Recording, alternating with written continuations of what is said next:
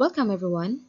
In this topic, we'll focus on human process interventions, which is the OD interventions that improve how people relate, communicate, make decisions, and manage conflict.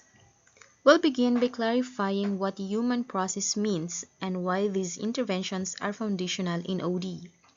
Then we'll walk through major human process interventions, how they work, what they target, and when they are most useful. Finally, we'll connect human process interventions to diagnosis, implementation, and evaluation because improving human processes is not about vague positivity.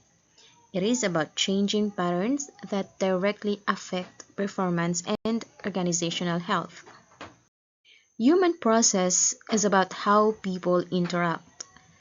It includes communication patterns, decision-making routines, trust, norms, and conflict handling. These processes shape performance because they determine how fast teams coordinate, how honestly problems are surfaced, and how well people commit to decisions. And these processes shape culture because culture is basically repeated interaction patterns over time. Many organizations try to solve problems only with structural or technical fixes, like new systems, new rules, and new charts. But many problems are actually human process problems, such as lack of trust, defensive communication, hidden conflict, unclear decision norms, or avoidance of accountability. Human process interventions address how work gets done socially, like how people coordinate and relate, so effectiveness and organizational health improve. These interventions start with a diagnosis. We observe interaction patterns and gather data from participants. Then we identify root causes like norms, roles, power dynamics, communication habits, and conflict patterns.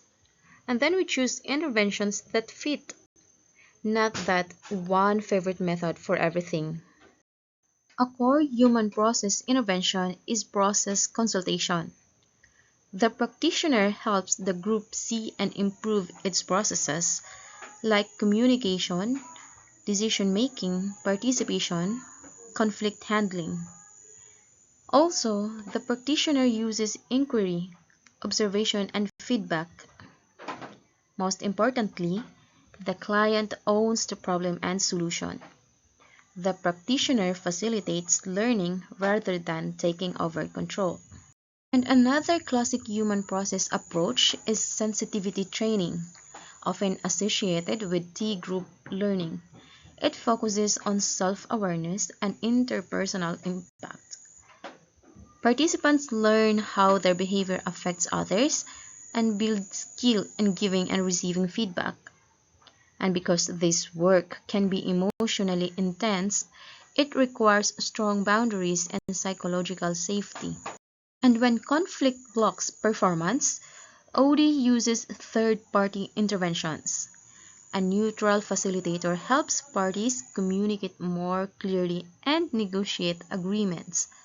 The goal is not winning, but the goal is a productive resolution that allows work to continue and relationships to function. Now, facilitation is a practical human process intervention. It improves meeting effectiveness, participation, decision clarity, and follow-through. Often, small changes in meeting norms, like how decisions are made, how conflict is handled, how actions are tracked, can produce large gains in performance. Now, many problems exist between groups, not only within groups.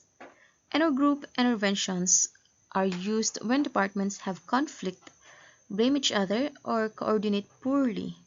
These interventions diagnose perceptions, stereotypes, and workflow pain points, then build agreements for coordination and shared goals. Now, organizational mirroring is a structured way for groups to share how they experience one another. It increases awareness and reduces distorted assumptions.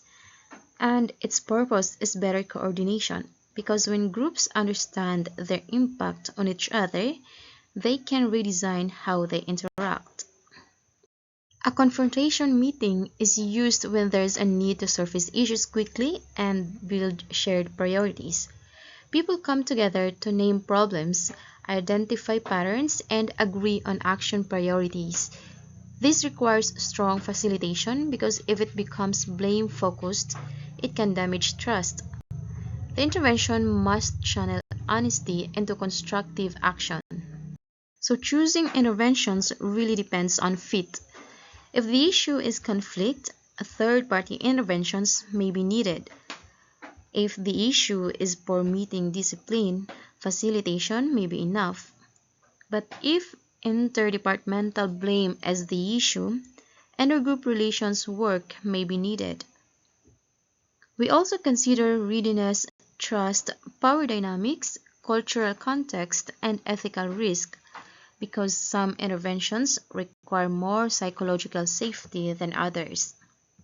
Human process interventions succeed when the process is protected.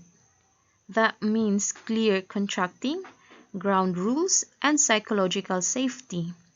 Confidentiality expectations must be clear, sponsors must support follow-through, and participation must be active, like people have to engage honestly and not just only attend. Evaluation focuses on change patterns. We look for improved communication, reduced destructive conflict, clearer decisions, better follow-through, and better coordination across groups. Then sustainability comes through reinforcement, like new routines, leadership modeling, and periodic review. Human process interventions stick when the organization keeps practicing the new norms until they become normal.